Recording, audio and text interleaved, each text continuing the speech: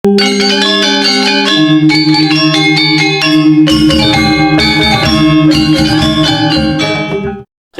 Jawa Tengah, tanggal dan bulan di tahun 1891.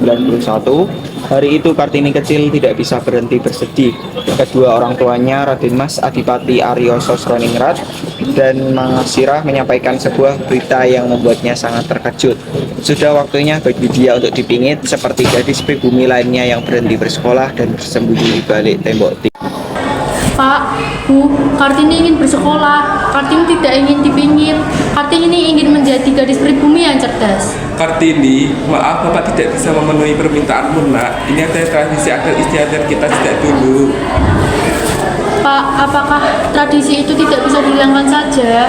Bapak adalah pemimpin rakyat Jepara nak. Tidak mungkin Bapak menghilangkan adat istiadat kita sejak dulu. Bagaimana, Bu? Kartini, sudahlah.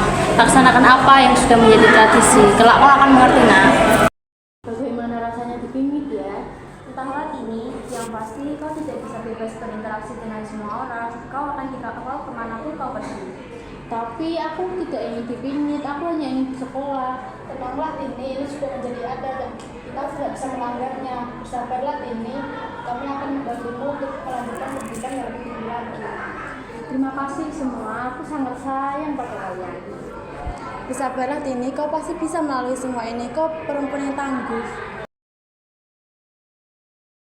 Ya, itu pasti. Sebenarnya apa itu dipingit? Entahlah, kata ibu, aku tidak akan sebebas dulu lagi. Kemanapun aku pergi, aku akan dikawal. Sebenarnya, aku tidak masalah dengan hal itu. Aku hanya ingin bersekolah. Aku, Rukmini, dan Kartina juga masih bersekolah. Kapan kami juga dipingit ya? Saat kita umur 12 tahun kan, Kartini? Ya. Salah satu bangku yang terletak di halaman belakang rumahnya yang sangat penuh dengan pepohonan. Ini hari kelima ia dipingit dan ia sudah mulai mengerti bagaimana rasanya. Yang pasti semua terasa membosankan. Dua gadis berwajah Eropa terlihat berjalan dari kejauhan. Kartini memecahkan matanya dan segera tertawa gembira melihat.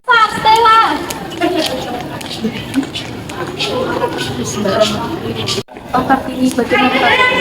Secara fisik, aku baik-baik saja, tapi hatiku sangat sedih. Kalian mengerti, Kartini? Tidak ada lagi yang pribumi yang cerdas dan ceria seperti ini. Sebenarnya aku ingin bersekolah, tapi ayahku tidak mengizinkannya karena aku pun tak mengerti, Kartini. Aku sangat ingin bersekolah. Ya, Kartini, lalu apa yang akan kamu lakukan kalau tidak sekolah? Entahlah, aku hanya akan melakukan seperti apa yang wanita biasanya lakukan. Kartini, ini kami 8 buku-buku untukmu. Beberapa di antaranya bahasa Belanda. Kamu bisa mempelajari. Terima kasih, Rosa, Stella. Aku benar-benar tidak bisa berkata-kata apa lagi. Ya, Kartini, kami akan selalu menemanimu saat kamu melewati masa-masa ini. Hari Kartini pun diisi dengan semua hal yang katanya harus bisa dilakukan oleh wanita sejati, ditambah dengan belajar bahasa Belanda melalui buku-buku yang dipinjamkan oleh sahabatnya Stella. Apa yang kalian lakukan di sini? Ayo kita pergi. Iya, ayo kita pergi sekarang. Kalian kan tahu aku akan dipingit. Aku tidak bisa pergi tanpa pengawalan. Bagaimana? Tidak apa-apa, ayah dan ibu sudah pergi. Ayo kita pergi diam-diam.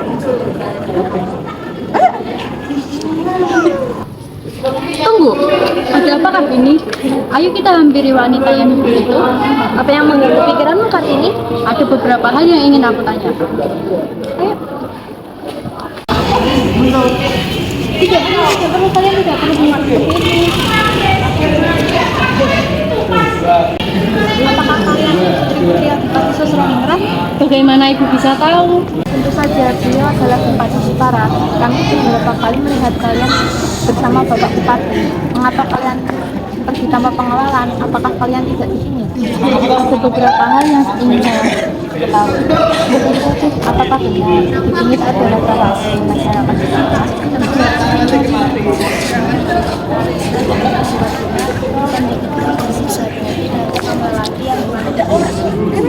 Lalu, apakah ibu bersekolah? Saya rakyat biasa. Saya tidak bersekolah. Yang bersekolah hanya rakyat Belanda dan Selain itu tidak ada yang bersekolah kecuali laki-laki. Lagi dua, bukannya wanita tidak perlu bersekolah. Sebenarnya aku ingin bertanya mengenai apa? Beberapa hari yang lalu aku bertemu Farah. Aku bertemu dengan bagaimana kabar bukan ini? Tidak usah bertanya kabarku kan, kalau kau mengerti aku. Aku mendengar beberapa kabar dari Rosa dan Sila. Aku turut prihatin ya mendengarnya. Coba kita terima kasih Vanko, Vanessa. Sebenarnya aku ingin mengajak kalian bertukar pendapat mengenai apa? Kemarin aku sempat bertemu di Jepara dan aku bertemu beberapa wanita presiden. Mereka sama sekali tidak bersekolah. Benarkah? Ya, hanya para pejabat dan rakyat Belanda yang boleh bersekolah. Lalu, bagaimana dengan kaum perempuan? Apa mereka harus selalu ke belakang? Tidak, ini adatlah yang banyak lihat salah. Kamu memang benar, wanita juga butuh bersekolah juga. Lalu apa yang akan kamu lakukan kali ini? Aku akan membuat sekolah khusus kaum wanita agar mereka bisa bersekolah dan tidak selalu terbelakang. Tapi bagaimana caranya kali ini? Karena kau dipilih, juga kau sudah bila sekarang, sampai kapan wanita pribumi akan selalu dikelilingi kebodohan serta kegelapan? Kau benar Kartini, kau adalah perempuan cerdas yang kami yakin kamu bisa merubah semuanya. Sahabat sudah berdiri menunggu kedatangan Kartini. Mereka sadar kalau ini adalah sebuah perpisahan dan entah kapan mereka bisa bertemu lagi. Tak ada yang tahu, tapi yang pasti hati masing-masing mereka berjanji untuk tetap saling berkomunikasi. Hai kalian, apa kabar kalian? Kabar kita semua baik kan ini? Sejujurnya Kartini sebenarnya ada maksudnya yang ingin sampaikan kepadamu. Apa maksudnya? Karena aku ingin membuka surat Belanda, aku akan mendapatkan berita yang tinggi di sana. Lalu bagaimana dengan bersama? Kita akan pergi ke mereka sebenarnya Kartini, kami ingin mengajakmu, tapi aku kan tahu kami jangan diizinkan. Kita masih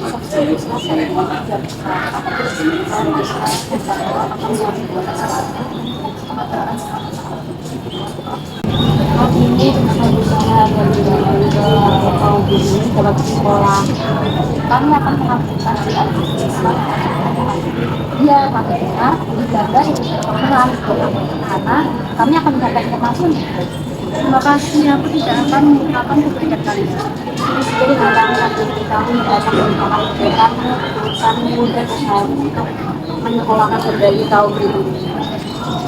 Sebelum Kartini melepas kepergian sahabat-sahabatnya yang kembali ke kampung halaman, mereka untuk menyambut pendidikan di Belanda. Walaupun Kartini jauh dari sahabatnya, ia tak pernah berhenti belajar dan mencari cara untuk merubah semuanya.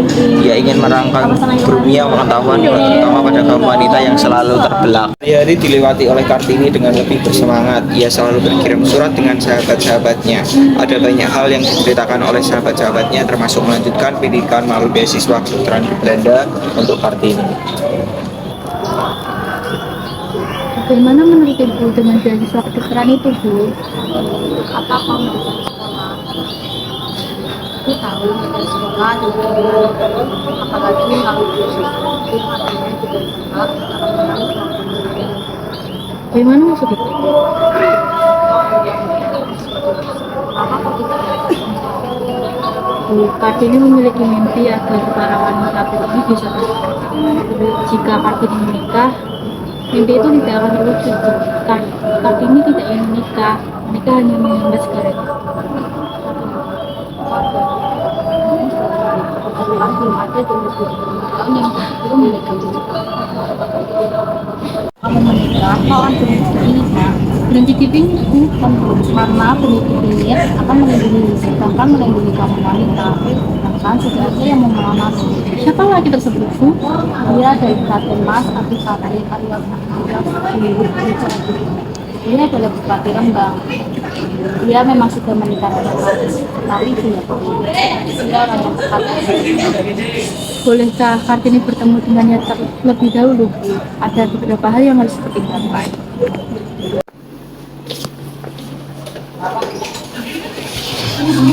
Selamat datang Adipati Adiksi. Terima kasih, terima kasih. Terima kasih. Mari. Mari silakan. Terima kasih. Tentunya keluarga Adipati Aryo Sosronil sudah mengetahui kehadiran saya di sini, yaitu untuk bertemu Kartini kecil. Ya, mohon maaf sebelumnya Adipati Aryo Singgi. Semuanya tergaru pada jawaban Kartini. Kami memberikan Kartini untuk mengambil keputusannya sendiri. Lalu apa jawabannya Kartini? Saya, Ibu, bolehkah Kartini berdua saja dengan Adipati? Baik, boleh. Ada beberapa hal yang ingin saya tanyakan. Tentu apa itu Kartini?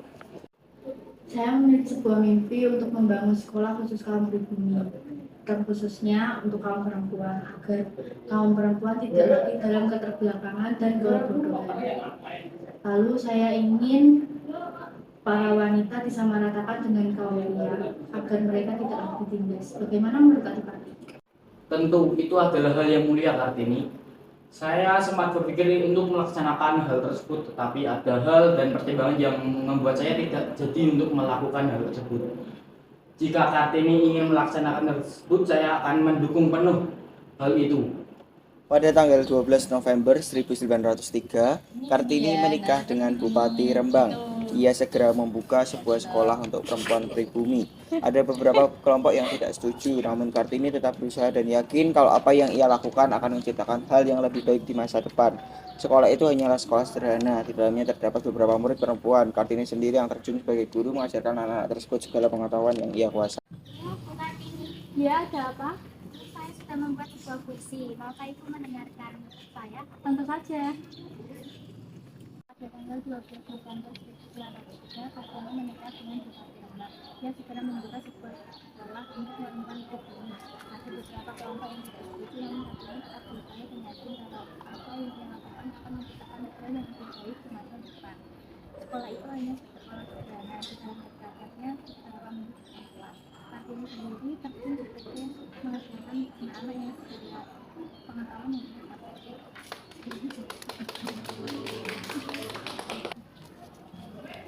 Saya mau tanya, kenapa?